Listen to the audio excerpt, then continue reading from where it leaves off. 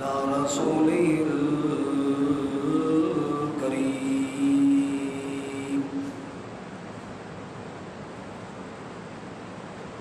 أما بعد فأعوذ بالله من الشيطان الرجيم.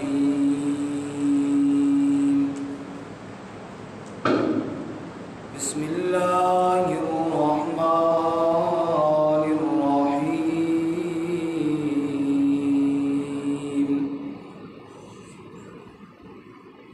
وأنزلنا إليك الكتاب بالحق مصدقا لما بين يديه من الكتاب ومهيمنا عليه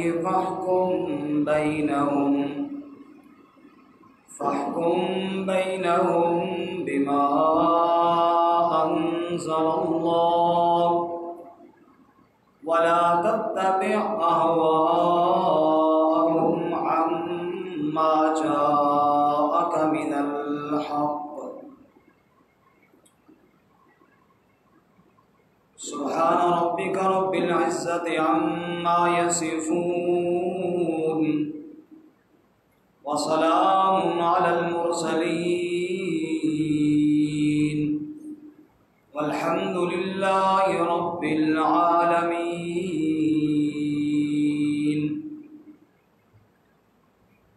إن الله وملائكته يصلون على النبي يا أيها الذين آمنوا صلوا عليه وسلموا تسليما. اللهم صل على محمد وعلى آل محمد كما صليت على إبراهيم وعلى آل إبراهيم إنك حميد مجيد. اللهم بارك على محمد وعلى آل محمد كما باركت على إبراهيم وعلى آل إبراهيم إنك حميد مجيد. معزز سامعین، دوستوں اور بزرگوں اور بھائیوں، حمد و ثنا اللہ رب العزت کی ذات کے لیے جس نے ہمیں اپنا پسندیدہ دین اسلام عطا فرمایا. کہو الحمدللہ. الحمدللہ. اسلام وہ مذہب ہے، وہ دین ہے کہ جو عدل و انصاف کا دین ہے. آپ اسلام کی ساری تاریخ اٹھا کر پڑھیں، کہیں بھی اسلام آپ کو ظالم نظر نہیں آئے گا. مظلوم کئی صدیوں کی صدیاں گزر جائیں گی، ظلم سہتے سہتے مظلوم نظر آئے گا تمہیں، لیکن ظالم کہیں نظر نہیں آئے گا. اور یہ اسلام کو خوبصورت اور سچا دین ہے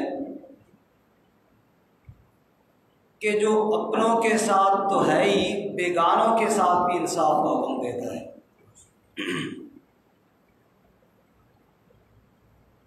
اور اسلام نے اپنے جان کے دشمنوں کے ساتھ بھی ظلم کو روا نہیں رکھا. وَإِنْ عَاقَبْتُمْ فَعَاقِبُوا بِمِثْلِ مَا عُوقِبْتُمْ بِهِ. اسلام یہ کہتا ہے اگر تمہارے اوپر کوئی ظلم کرے، بدلہ لینے کا تمہیں اختیار ہے، اجازت ہے، لیکن اس میں دھیان رکھنا بِمِثْلِ مَا عُوقِبْتُمْ بِهِ، جتنا تمہارے ساتھ ظلم ہوا ہے اتنا ہی بدلہ لینا. وَلَئِنْ صَبَرْتُمْ لَهُوَ خَيْرٌ لِلصَّابِرِينَ. اور اگر وہ بدلہ بھی معاف ہی کر دو اور صبر کر جاؤ تو اللہ تمہیں اس کا بڑا اجر عطا فرمائیں گے۔ اتنا خوبصورت اور اتنا مہذب اور اتنا عدل اور انصاف والا دین، وہ اللہ تعالیٰ جو خود اتنا مہربان ہے کہ رسول اللہ صلی اللہ علیہ وسلم نے حدیث قدسی میں رب کا ارشاد نقل کیا، اللہ تعالیٰ نے نیکی اور برائی کی جزا اور سزا کے بارے میں ایک فیصلہ فرشتوں کو لکھوا دیا ہوا ہے کہ جو آدمی نیکی کا ارادہ کرتا ہے اور پھر کسی مجبوری سے یا کسی وجہ سے نیکی نہ کر سکے، اس ارادہ کرنے پر پوری نیکی اپنے طرف سے لکھ دی جاتی ہے،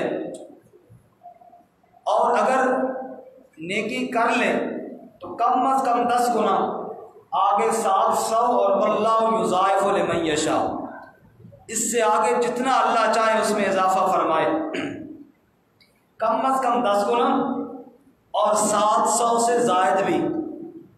اور جو آدمی برائی کا ارادہ کرے اور ارادہ کرنے کے بعد برائی نہ کرے، اس نہ کرنے پر اللہ تعالیٰ اپنی طرف سے پوری نیکی عطا فرماتے ہیں، اور اگر برائی کر لے تو ایک کے بدلے میں ایک ہی برائی لکھی جاتی ہے، وہاں پہ زیادتی نہیں کی جاتی۔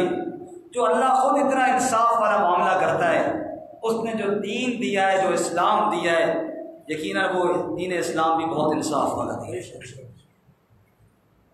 اور پھر اللہ تعالیٰ نے ایسا نہیں کیا کہ صرف ایک قانون کی کتاب بھیج دی ہو کہ یہ قرآن کریم ہے، اس کے اندر قانون لکھا ہوا ہے، اس کو پڑھو اور اس پر عمل کرتے جاؤ، ایسا نہیں کیا، بلکہ اللہ تعالیٰ نے اس پر عمل کرنے کے لیے بطور آئیڈیل اور نمونہ کے اپنے رسول حضرت محمد الرسول اللہ صلی اللہ علیہ وسلم کو مبعوث فرمایا، اور پھر آپ کے بعد آپ کے خلفاء وہ ایسے عظیم چنے کہ جنہوں نے عمل کر کے دکھایا اور بتایا کہ عدل کا، اسلام کا عدل والا نظام تمہیں چاہیے، اس طرح کرو جس طرح میرے محمد صلی اللہ علیہ وسلم نے کیا اور میرے محمد کے ان صحابہ نے کر کے دکھایا ہے۔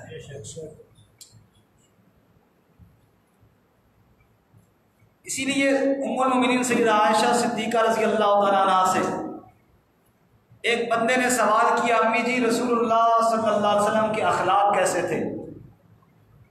امی جی نے بڑا خوبصورت جواب دیا، فرمانے کہ قرآن نہیں پڑھتے ہو؟ کہا جی قرآن تو ہم پڑھتے ہیں۔ کہا جو قرآن میں لکھا ہوا ہے نا، یہ سارا اللہ کے نبی نے کر کے دکھایا ہے۔ جو قرآن نے کہا وہ صاحب قرآن صلی اللہ علیہ وسلم نے کر کے دکھایا۔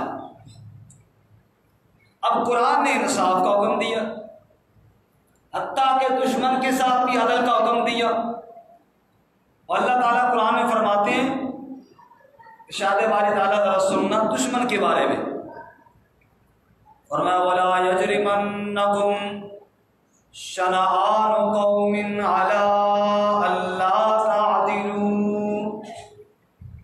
اعْدِلُوا وَأَقْرَبُ لِلتَّقْوَىٰ۔ بچوں کو بیٹھا دیں آرام سے، بیٹھ جاؤ آرام سے، رکھ بیٹھ جاؤ شاباش۔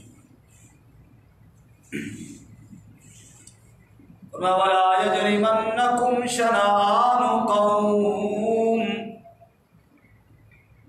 فرمایا کسی قوم کے ساتھ اگر تمہاری مخالفت ہو گئی، کسی کے ساتھ اگر تمہاری دشمنی بن گئی، اس کی مخالفت اور دشمنی میں اس حد تک آگے نہ بڑھو کہ عَلَىٰ أَلَّا تَعْدِلُوا، کہ عدل کا دامن تم سے چھوٹ جائے، کسی کی مخالفت میں اتنا آگے نہ بڑھو کہ عدل کا دامن تم سے چھوٹ جائے۔ اعدلوا وأقرب للتقوى، بلکہ مقابلے میں دشمن بھی کیوں نہ ہو عدل کرو، یہی تقوی کے زیادہ قریب ہے۔ واتقوا اللہ، اور اللہ سے ڈرتے رہو، کبھی بھی ناحق فیصلہ نہ کیا کرو۔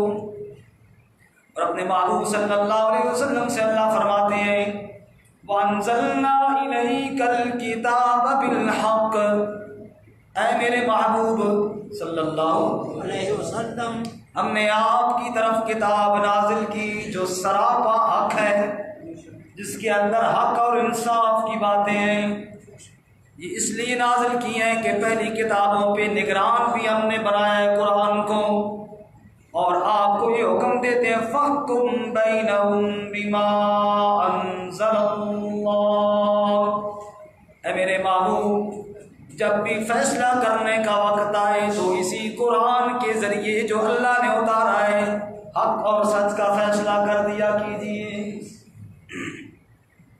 اور ایک جگہ اللہ فرماتے ہیں اس قرآن کے ذریعے فیصلہ کیجیے بما اراک اللہ، جو فیصلہ اللہ نے آپ کو سکھایا ہے۔ اور ایک جگہ اللہ فرماتے ہیں انزلنا الیک الکتاب بالحق والمیزان، ہم نے حق کے ساتھ قرآن نازل کیا اور ہم نے اس قرآن کو ترازو بنا کر کے بھیجا ہے، جیسا کہ ترازو پر چیزیں ناپ تول کر واضح کی جاتی ہیں، ایسے ہی عدل اور انصاف کے فیصلے قرآن کے ذریعے واضح کر دیے جاتے ہیں۔ اور میرے محبوب فیصلہ کرنا ہے تو انصاف کا کرنا ہے۔ اب چونکہ وقت مختصر ہوتا ہے میں صرف ایک دو مثالیں سیرت سے عرض کرتا ہوں۔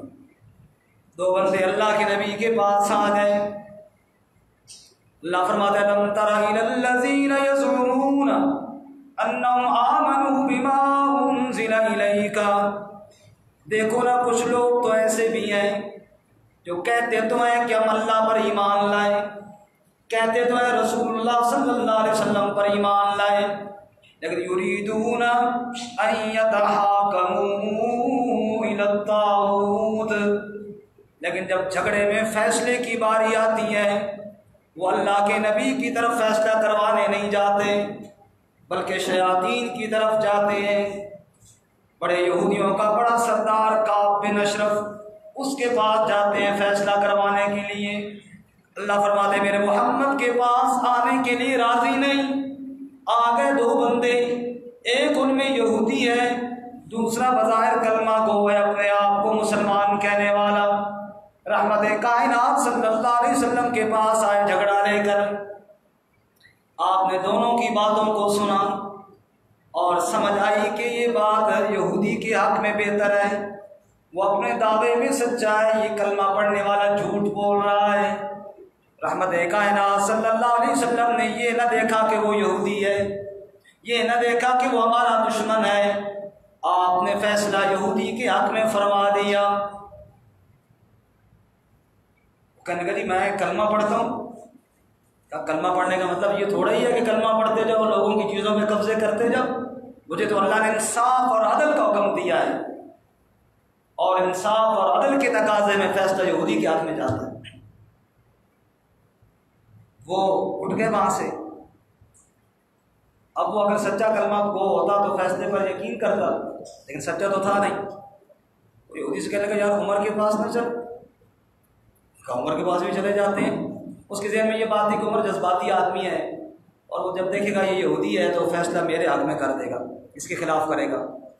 جب عمر کے پاس گئے، اب تفسیر کا وقت نہیں ہے، آپ نے پہلے 12 واقعے سن چکے ہیں، تو عمر نے تلوار لی اور وہ جو کہتا تھا نا کہ میں مسلمان ہوں، اس کا سر قلم کیا اور فرمایا جو اللہ کے نبی کے فیصلے پر یقین نہ رکھے اس کا فیصلہ پھر عمر کی زبان نہیں عمر کی تلوار کرے گی۔ تو اسلام نے یہ حکم دیا کہ فیصلہ عدل کا کرنا ہے، چاہے مقابلے کے اندر دشمنی کیوں نہ ہو۔ اللہ کے نبی نے یہودی کے حق میں فیصلہ کیا، حالانکہ یہودی اسلام کے بھی دشمن، اللہ کے نبی کی بھی دشمن۔ ایک اور مثال، رسول اللہ صلی اللہ علیہ وسلم کے پاس ایک عورت آئی جس نے چوری کی تھی، وہ قرآن کہتا ہے چور کا ہاتھ کاٹ دو۔ اس عورت کا نام اتفاق سے فاطمہ تھا، اپنے قبیلے کے بڑے سردار کی بیٹی تھی۔ لوگوں نے کہا اس کا ہاتھ تو نہیں کٹنا چاہیے، پورا خاندان بدنام ہو جائے گا، اور کون سفارش کرے؟ حضرت اسامہ بن زید نبی صلی اللہ علیہ وسلم کے بڑے چہتے تھے، ان کو تیار کیا، آپ سفارش کریں، نبی پاک آپ کی بات رد نہیں کرتے۔ حضرت اسامہ سفارشی بن کر گئے کہ اس عورت کا ہاتھ نہ کاٹا جائے۔ اللہ کے نبی کا چہرہ غصے سے سرخ ہوا اور آپ نے ارشاد فرمایا پہلی قومیں اس لیے برباد ہوئی تھیں کہ جب کوئی بڑا جرم کرتا تھا اس کو سزا نہیں دی جاتی تھی، اور جب کوئی چھوٹا جرم کرتا سزا دی جاتی۔ اگر اس فاطمہ کی جگہ پہ فاطمہ بنت محمد ہوتی لقطعت یدہا، میں اس کا ہاتھ بھی کاٹ دیتا۔ اسلام نے عدل کا درس دیا ہے، انصاف کا حکم دیا ہے۔ پھر عجیب ہے نبی پاک کی سیرت تو ساری عدل انصاف سے بھری پڑی ہے۔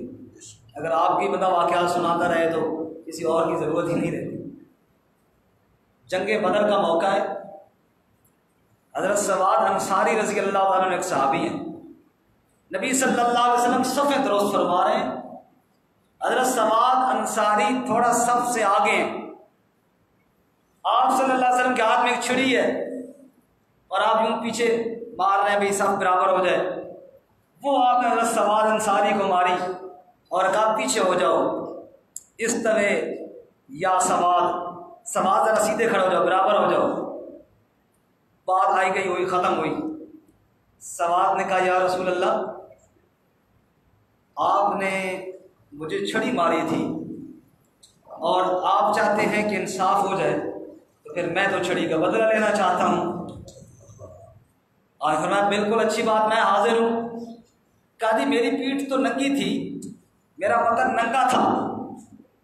آپ نے فرمایا میں بھی ننگا کر دیتا ہوں۔ رحمت کائنات صلی اللہ علیہ وسلم نے امتی کے سامنے قمیص اتار کر اپنی پیٹھ اور بدن ننگا فرمایا۔ حضرت سواد چمٹ گئے اور بوسے دیے، کہا یا رسول اللہ بس بدلہ ہو گیا، میں بدلہ تھوڑا ہی لینا چاہتا تھا، میں تو یہ چاہتا تھا ایک تو دنیا کے سامنے عدل کی مثال قائم ہو جائے، دوسرا پتہ نہیں زندگی کا پھر موقع دے نہ دے، نبی پاک کے ساتھ چمٹ کر ذرا مسافہ اور معانقہ تو ہو جائے۔ اللہ کے نبی اتنے عدل والے، اور پھر جب آپ کے جانشین تھے، جب نبی اتنے عدل والا تو نبی کے جانشین بھی مثال عدل والے، چونکہ وقت بڑا مختصر ہے، باتیں اب کافی ساری ذہن میں آ رہی ہیں، لیکن جب آپ کے جانشینوں میں عدل کا تذکرہ ہوتا ہے تو عمر کا نام ضرور آتا ہے، جس پر عدالت کو بھی ناز تھا وہ عمر بن خطاب تھا، اور کچھ ہی عرصے بعد پھر دوسرا عمر بن عبدالعزیز تھا رحمۃ اللہ علیہ۔ عمر بن عبدالعزیز نے عمر بن خطاب کی یاد تازہ کی، اور عمر بن خطاب نے قرآن کا وہ نظام عدل جو اللہ کے رسول صلی اللہ علیہ وسلم نے پیش کیا تھا اس کو عملی طور پر نافذ کر کے دکھا دیا، اور ایسا دکھایا کہ پھر کانپتی ہوئی زمین پر عمر نے درہ مارا اور کہا کہ کانپتی کیوں ہے، عمر نے تیرے اوپر ظلم کبھی نہیں کیا، تو لرزے والی زمین، زلزلے والی زمین تھم گئی عمر کے درے کے ساتھ، لیکن عدل کر کے دکھایا۔ سبحان اللہ۔ امیر المومنین عمر فاروق رضی اللہ تعالیٰ عنہ جا رہے ہیں، راستے کے اندر بازار میں کوڑے کافر کو دیکھا جو بھیک مانگ رہا تھا۔ عمر نے جب کوڑے یہودی کافر کو دیکھا تو رک گئے، پوچھنے لگے اس کو ادھر بلاؤ۔ وہ حاضر خدمت ہوا، فرمایا بھیک مانگ رہے ہو، ظاہر تم کوڑے کو کما تو نہیں سکتے، تجھے بیت المال سے وظیفہ نہیں ملتا؟ ہم نے جو بیت المال کا نظام بنایا ہے اس میں کسی کو ایسا نہیں چھوڑا کہ اس کو بھیک مانگنی پڑے، تجھے بیت المال سے وظیفہ نہیں ملتا؟ اس نے کہا امیر المومنین ملتا ہے۔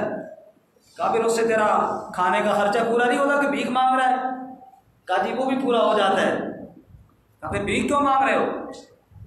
کہا جی آپ کو پتہ ہے میں یہودی ہوں، مسلمان تو نہیں ہوں، اور یہودیوں نے جزیہ دینا ہوتا ہے، ٹیکس، حتیٰ یؤتوا الجزیۃ عن ید وہم صاغرون، اللہ کا حکم ہے قرآن میں ان سے لو، تو وہ میرے پاس ٹیکس کے پیسے نہیں ہیں، تو اتنا بڑا مسئلہ نہیں ہے، میں بس ایک دو دن بھیک مانگوں گا تو میرے پاس ہو جائے گا، میں وہ دے دوں گا، وہ تاریخ آئی ہوئی ہے، بس 2-4 دن رہتے ہیں، اس کی نہیں میں ٹیکس مانگ رہا ہوں۔ عمر نے کہا کل میرے پاس آنا، اور اسی وقت اپنے مشیروں کو بلایا اور کہا اس میں کوئی شک نہیں ہے اسلام کے دشمن ہیں، اس میں کوئی شک نہیں ہے ہمارے دشمن ہیں، خون کے پیاسے ہیں، لیکن ایک بوڑھا یہودی ہے، کمائی کرنے کے قابل بھی نہیں ہے، اور اس کو ہم نے مجبور کیے ہوئے بھیک مانگنے پر۔ میرا خیال میں یہ اسلام کا قانون تو اپنی جگہ پہ ٹیکس لینا ہے ان سے جزیہ، لیکن ایسے ضعیف سے نہیں لینا چاہیے۔ دوسرے دن وہ بوڑھا حاضر ہوا، آپ نے فرمایا جو یہودی یا جو بھی کافر بڑھاپے کے عالم میں پہنچ جائے، جو کمائی کرنے کے قابل نہ رہے، اس پر سے جزیہ ہم نے معاف کر دیا ہے۔ ایسا عدل اور ایسا خوبصورت دین کہ جو دشمن کے ساتھ بھی اتنا عدل کرنے والا تھا، دشمن کے ساتھ بھی اتنا رحم کرنے والا تھا، اس عمر کے نام پر ناز کرتی ہے عدالت آج۔ رات کے وقت گشت کیا کرتے تھے گلیوں میں، کہیں سے کوئی رونے دھونے کی آواز آتی تو خبر گیری کیا کرتے تھے۔ کئی واقعات ہیں، اب اتنا ٹائم تو ہے نہیں کہ سارے سناؤں۔ ایک گھر سے گلی سے گزرے، بچہ رو رہا تھا، تھوڑا آگے چکر لگا کے واپس آئے، پھر اس گھر سے بچہ کی رونے کی آواز آ رہی۔ عمر ٹھٹک گئے کہ بچہ ابھی تک رو رہا ہے، کافی دیر ہو گئی۔ تھوڑا آگے گئے، پھر واپس وہاں جان بوجھ کے آئے، پھر رونے کی آواز آ رہی تھی۔ آپ نے دستک دی، کہا یہ بچہ کافی دیر سے رو رہا ہے، کیا وجہ ہے؟ کہا جی بچہ ہے، بس بچے روتے رہتے ہیں۔ کہا نہیں، کافی دیر سے رو رہا ہے، میرا تیسرا چکر ہے اس گلی میں اور یہ ابھی تک رو رہا ہے، کیا وجہ ہے؟ انہوں نے کہا جی وجہ پھر اصل یہ ہے کہ آپ نے مقرر کیا ہے نا کہ بچے کا وظیفہ تب ملے گا جب بچہ کھانا کھانا شروع کرے گا۔ جب تک بچہ دودھ پیتا رہے، ظاہر اس کا خرچہ اور کوئی نہیں ہے، ماں نے دودھ پلانا ہے۔ اس وقت یہ ڈبے والا دودھ تو خریدنا نہیں پڑتا تھا کہ نیڈو خریدیں جناب، اس کے لیے پیسے تھے، دودھ تو مائیں پلاتی تھی۔ تو ماں کو وظیفہ ملتا، بچہ جب تک آگے خوراک نہیں کھاتا تب تک اس کا وظیفہ کوئی نہیں۔ تو اس کو ماں نے دودھ چھڑا دیا ہے تاکہ روٹی پہ آ جائے اور آپ کے سامنے پیش کریں کہ بچے نے کھانا کھانا شروع کر دیا ہے اور اس وجہ سے اب اس کا وظیفہ جاری کیا جائے۔ عمر نے اپنے آپ کو مخاطب کیا، عمر تیرے قانون نے کتنے بچوں کو رلایا ہوگا، اور کہا اس کو فوراً دودھ پلاؤ اور صبح میرے پاس آ کے وظیفہ لے لینا اس کا۔ اور صبح گئے، سارے سب کو بلایا اور کہا یہ جو قانون ہے ہمارا کہ بچہ جب تک خوراک نہ شروع کرے تب تک وظیفہ نہیں ملے گا، اس کو ختم کرتے ہیں۔ قانون تو ٹھیک ہے لیکن لوگوں نے بچوں کو بھوکا رکھنا شروع کر دیا ہے اس وظیفے کی وجہ سے۔ آج کے بعد جب بچہ پیدا ہوگا اسی دن سے وظیفہ بھی جاری ہو جائے گا۔ سب کو سبحان اللہ، ایسا عادلانہ نظام رضی اللہ تعالیٰ عنہ۔ بے شمار واقعات ہیں ان کے۔ پھر ان کی یاد تازہ کی عمر بن عبدالعزیز رحمۃ اللہ علیہ۔ عمر بن عبدالعزیز رحمۃ اللہ علیہ نے عمر بن خطاب کی یاد تازہ کی۔ فرماتے ہیں ان کے دور کے اندر لوگوں کو وہ عمر یاد آنے لگ گیا جس کے بارے میں اللہ کے نبی نے فرمایا تھا لو کان بعدی نبی لکان عمر، اگر میرے بعد کوئی نبی ہوتا تو عمر نبی ہوتا۔ عمر بن عبدالعزیز خلیفہ بنے اور انہوں نے فاطمہ بنت عبد الملک کے ساتھ شادی کی اور بڑی شوق کے ساتھ محبت کی شادی کی۔ وہ بھی شہزادی، اس کا باپ بھی بادشاہ، اس کا دادا بھی بادشاہ، اس کا بھائی بھی بادشاہ، وہ بھی ایک شاہی خاندان سے آنے والی عورت، محبت کی شادی کی۔ عمر بن عبدالعزیز کہتے ہیں کہ میرے ایک دوست نے مجھے ایک خواب سنایا تھا کہ اللہ کے نبی خواب میں ملے اور ابو بکر عمر بھی ساتھ بیٹھے تھے اور نبی نے کہا تھا اگر خلیفہ بن جائے تو ان کی طرح تو نے خلافت کرنی ہے۔ عمر بن عبدالعزیز کہتے ہیں میں نے اس وقت سیاحت کیا تھا، اگر یہ ذمہ داری میرے پاس آتی ہے تو میں عمر کی یاد تازہ کروں گا انشاءاللہ۔ سبحان اللہ۔ چنانچہ ایسے ہی ہوا کہ خلیفہ بننے کے بعد بیوی سے کہا کہ میں اور تو بڑے شاہی خاندان کے بنے ہوئی ہیں، اب میرے ذمہ خلافت کا بوجھ آ گیا، اب وہ عیاشیاں ختم۔ ہمارے یہاں تو جب کوئی کسی کو عہدہ مل جاتا ہے عیاشیاں شروع ہو جاتی ہیں نا۔ عمر بن عبدالعزیز نے کہا عیاشیاں ختم، اگر میرے ساتھ تو نہیں رہنا چاہتی فقر و فاقے میں تو خوشی کے ساتھ طلاق لے لے، کہیں اور جا کے نکاح کر لو، میرے ساتھ رہنا تو اب تیار ہو جا فقر و فاقے کے لیے۔ اس نے کہا جی میں نے آپ کے ساتھ رہنا ہے، ٹھیک ہے۔ گئے بیت المال کو چیک کیا، 85% خزانہ بیت المال کا لوگوں کے پاس تھا۔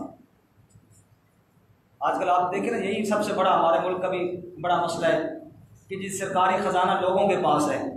ایک دفعہ ایک سن رہا تھا میں کسی کو، تجزیہ نگار کو، وہ یہ کہہ رہا تھا کہ پاکستان کی جو دولت باہر کے بینکوں میں ہے اگر وہ ساری پاکستان میں آ جائے تو 30 سال تک پاکستان کو کسی بارے والے ملک سے قرضہ لینے کی ضرورت نہیں ہے، بلکہ 30 سال تک یہ اپنا پچھلا قرضہ بھی اتار لے اور اپنی پوری عوام کو یہ ہدیے وغیرہ بھی دے سکتا ہے اور ان کی خدمت بھی کر سکتا ہے۔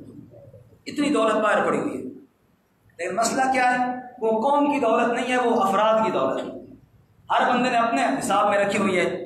عمر بن عبدالعزیز جب آئے تو یہی مسئلہ تھا، یعنی 85% خزانہ لوگوں کے قبضے میں تھا اور 15% حکومت کے پاس تھا، بیت المال میں تھا۔ جب 15% حکومت کے پاس ہوگا تو ظاہر بات ہے ملک غریب ہی ہوگا۔ عمر بن عبدالعزیز نے دیکھا کہ سب سے پہلے تو بیت المال کا جو خزانہ ہے جو لوگوں کے پاس ہے وہ میں نے بیت المال میں لینا ہے۔ تو کیا کیا؟ میں معذرت کے ساتھ کسی کو سیاسی جماعت میں تنقید مقصود نہیں ہے، صرف سمجھانے کے لیے عرض کر رہا ہوں، اس لیے نہیں کہ فلانے کو پکڑو اور فلانے کو یوں کرو، یہ کام نہیں کیا۔ عمر بن عبدالعزیز نے کہا کہ میرے پاس جو مال آیا ہے نا، جو میں امیر المومنین بنا ہوں، تو جو سرکاری جائیداد میرے پاس آئی ہے، ان میں ایک تو وہ زمین ہے جس کو باغ فتح کہتے ہیں اور جس پہ اللہ کے نبی کے گھر والوں کا حق نہیں تھا، اس پہ میرا حق کیسے ہو سکتا ہے؟ تو عمر بن عبدالعزیز رحمۃ اللہ علیہ نے وہ بیت المال والے جو خزانچی تھا اس کو بلایا اور کہا یہ جتنی میرے نام پہ یہ زمین آئی ہے نا، یہ میری نہیں ہے، یہ بیت المال کی ہے، یہ سب کو بیت المال میں جمع کرو۔ حتیٰ کہ اپنے پاس جو کچھ تھا کہا یہ سب کچھ بیت المال میں، ایک پائی دھیلا اپنے پاس نہیں چھوڑا، سب کچھ اپنی جائیداد اور اپنا جتنا ملک تھا بیت المال میں جمع کروایا۔ پھر اپنی بیوی فاطمہ بنت عبد الملک کے پاس گئے اور اس سے کہا تیرے پاس جتنا سونا ہے یا جتنے بھی مال ہے تیرے باپ نے تجھے جہیز میں دیا ہے، میں تجھ سے چھیننا نہیں چاہتا، نہ میں چھیننے کا حق رکھتا ہوں، تیرے باپ نے تجھے دیا ہے، لیکن میں اتنا جانتا ہوں کہ تیرا باپ بھی چونکہ بادشاہ تھا اور یہ جو تیرے پاس مال آیا ہے نا، یہ عوام کا مال ہے، یہ بیت المال کا مال ہے، اس لیے جس گھر میں یہ مال ہوگا اس گھر میں عمر بن عبدالعزیز نہیں رہ سکتا، یا تو یہ مال سارا بیت المال میں جمع کر یا پھر مجھ سے الگ ہو جا۔ وہ بھی نیک خاتون تھی، اس نے کہا جی میرے پاس جتنی چیزیں ہیں ان میں سے جو آپ کو بیت المال کی نظر آتی ہے چپ کر کے لے جائیں، میری طرف سے آپ کو اجازت ہے۔ چنانچہ بیوی کا سارا زیور، اس کا جتنا مال تھا، جتنی جائیداد تھی، جو بھی تھا وہ سارا لیا، وہ بھی بیت المال میں جمع کروایا اور اپنے گھر کے اندر جھاڑو دے کر خالی ہو گئے۔ احتساب اپنے آپ سے شروع کیا، کہاں سے شروع کیا؟ اپنے آپ سے شروع کیا، سب کچھ جمع کروایا، پھر برادری کے لوگوں کو بلایا اور کہا جتنا بھی ہمارے پاس مال ہے نا، یہ عوام کی امانت ہے اور میرے پاس جتنا تھا یا میری بیوی کے پاس وہ تو ہم نے بیت المال میں جمع کرا دی ہے، 15 دن کی مہلت ہے، آپ سارے بھی جمع کروا دیں۔ کتنے دن کی مہلت ہے؟ 15 دن کی۔ لکھنے والے لکھتے ہیں کہ ابھی 10 دن بھی نہیں ہوئے تھے کہ سب نے جمع کروا دی۔ جب اوپر سے صاحب یوں اخلاص کے ساتھ کام شروع ہو نا، پھر اور وہ خزانہ جو 85% خالی تھا 15 دن بھی نہیں گزرے تھے کہ وہ 100% بھر گیا۔ پھر عمر بن عبدالعزیز نے عوام کو لوٹانا شروع کر دیا، سبحان اللہ۔ اور وہ ایسا مرد مجاہد تھا، بس وقت پورا ہونے والا ہے، اس کی سیرت کے صرف 2 واقعے چھوٹے سے عرض کرتا ہوں۔ عید کا دن آیا تو بیوی نے کہا عید آ رہی ہے اور یہ بچیاں کپڑوں کی فرمائش کر رہی ہیں، کم و بیش میری بچیاں ملا کے 12 اولاد تھی عمر بن عبدالعزیز رحمۃ اللہ علیہ، بچے کپڑوں کی فرمائش کر رہے ہیں۔ عمر بن عبدالعزیز رحمۃ اللہ علیہ نے فرمایا کہ میں کپڑے کہاں سے لے کر دوں، میرے پاس تو پیسہ کوئی نہیں ہے، حالانکہ 3 بر اعظم کا حکمران تھا، میرے پاس پیسے نہیں ہے، بچیوں سے کہو میرے پاس مال نہیں ہے کہ میں کپڑے خرید کر دے سکوں۔ واپس چلے گئے، شام کو گھر ہے، بیوی نے کہا میں نے ایک ترکیب سوچ لی ہے، کپڑوں کی انتظام ہو جائے گا۔ کہا وہ کیسے؟ کہا آپ خزانچی سے کہیں کہ مزاحم نام تھا اس کا، مزاحم سے کہیں کہ آپ کو جو تنخواہ ملتی ہے نا وہ 2 مہینے کی دے دے، ایڈوانس 1 مہینے کی لے لیں، تو اگلے مہینے آپ تنخواہ نہیں لیں گے تو میں مزدوری کر لوں گی، لوگوں کے گھر کام شام کر کے، تو اگلے مہینے کا خرچہ اس طرح پورا کر لیں گے اور وہ ایڈوانس تنخواہ سے بچوں کے کپڑے لے لیتے ہیں۔ فرمایا کہ ہاں یہ طریقہ ٹھیک ہے۔ مزاحم کو بلایا اور کہا امیر المومنین، کیا لگے اس کو چوکیداروں کی منت کرنے کی؟ امیر المومنین کی 1 مہینے کی ایڈوانس تنخواہ چاہیے، بچیوں کے کپڑے لے رہے ہیں عید کے، اور مذاہب نے کہا امیر المومنین کیا آپ اس بات کی گارنٹی دے سکتے ہیں کہ آپ اگلے مہینے تک زندہ رہیں گے؟ اللہ، اور اگلے مہینے آپ اسی طرح ڈیوٹی کریں گے کہ آپ کو تنخواہ ملے؟ عمر بن عبدالعزیز چپ کر کے اٹھ کے گھر چلے آئے اور بیوی سے کہا بچیوں سے کہہ دو کہ ایڈوانس تنخواہ نہیں مل سکتی اور انہی پرانے کپڑوں کے ساتھ عید گزارنی ہوگی تمہیں۔ عید کا دن ہوا، عمر بن عبدالعزیز رحمۃ اللہ علیہ عید کی نماز، چونکہ خلیفہ بھی تھے عید بھی پڑھایا کرتے تھے، عید کی نماز پڑھائی، لوگ جم گھٹا لا کے ملنے کے لیے آئے، امیر المومنین کو ملاقات کے لیے لوگ آ رہے ہیں، ہر قسم کے لوگ آ رہے ہیں، مل رہے ہیں، اپنے بیٹے بھی پیچھے لائن میں کھڑے امیر المومنین کو ملنے کے لیے۔ جب بیٹوں کو ملے نا تو آخر انسان ہوتا ہے نا، پھوٹ پڑے، آنکھوں میں آنسو بھر آئے، سب کے نئے کپڑے اور امیر المومنین کے بچوں کے پرانے کپڑے۔ تو بچوں کو سینے کے ساتھ لگا لیا اور کہنے لگے میرے بیٹوں تمہیں ضرور گلہ ہوگا اپنے بابا پہ، لیکن یہ تمہارا بوڑھا بابا جہنم کی آگ برداشت نہیں کر سکتا، اس لیے تمہارے لیے نیا لباس نہیں خریدا۔ تو بیٹوں میں ایک بیٹا تھا عبد الملک، اس نے کہا بابا جی ہمیں خدا کی قسم آپ پہ کوئی گلہ نہیں، بلکہ آپ کے عمل نے آج ہمارا سر فخر سے بلند کر دیا ہے، ہم خوش ہیں کہ ہمارے بابا نے کسی کا حق نہیں مارا۔ گھر گئے، دوسرا واقعہ، بات کرتے ہیں تو بچیاں منہ پہ ہاتھ رکھ کے بات کرتی ہیں، تو کہنے لگے کیا وجہ ہے، کیوں منہ پہ ہاتھ رکھ کے بات کرتی ہو؟ تو فاطمہ بنت عبد الملک جو آپ کی بیوی تھی کہنے لگے امیر المومنین تمہیں کیا معلوم ہے، گھر میں تو کھانے کے لیے دال بھی کوئی نہیں ہے، اور بچیاں آپ کی پیاز کچے سے روٹی کھاتی ہیں اور پیاز کھا کھا کے منہ سے بدبو پیدا ہو گئی ہے، اور شرم کی وجہ سے منہ پہ ہاتھ رکھتی ہیں کہیں بابا کو بدبو نہ آئے، اس لیے کوئی کھانے کا کچھ تو سوچو۔ تو عمر بن عبدالعزیز غصے کے ساتھ اٹھ کھڑے ہوئے اور کہنے لگے تمہیں پتہ ہے ہماری اماں عائشہ نے کیا کہا تھا؟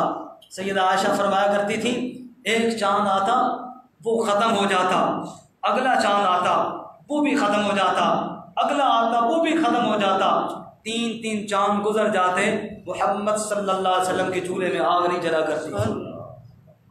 اور پھر روتے ہوئے کہا اگر محمد کی بیٹی فاطمہ بھوکی رہ سکتی ہے تو عمر بن عبدالعزیز کی بیٹیاں بھی بھوکی رہ سکتی ہیں، میری بیٹیاں محمد صلی اللہ علیہ وسلم کی فاطمہ سے زیادہ عزت کا نہیں۔ حضرت عائشہ فرماتی ما شبع آل محمد صلی اللہ علیہ وسلم مذ یومین قطو، نبی کے گھر میں 2 دن لگاتار پیٹ بھر کے نہیں کھانا کھایا گیا۔ عمر بن عبدالعزیز کون ہوتا ہے کہ اس کے گھر میں جناب پیاز سے کھائے گے تو کون سی کیا مطلب نہیں۔ اس انداز میں عمر بن عبدالعزیز رحمۃ اللہ علیہ نے حکومت کی۔ اب واقعات تو بہت سارے میں نے پہلے عرض کیا کہ عمر بن خطاب رضی اللہ تعالیٰ عنہ نے اللہ کے وہ دین کو جو عدل کا دین تھا اور جس دین پر مسلمان فخر کرتے ہیں کہ انصاف اور عدل کا دین ہے، جو اللہ نے اپنے نبی صلی اللہ علیہ وسلم کو دے کر بھیجا تھا، اس کا ڈنکا بجایا عمر بن خطاب نے، اور عمر بن خطاب کی یاد تازہ کی عمر بن عبدالعزیز نے رحمۃ اللہ تعالی۔ اللہ تعالیٰ ان کی قبروں کو منور فرمائے۔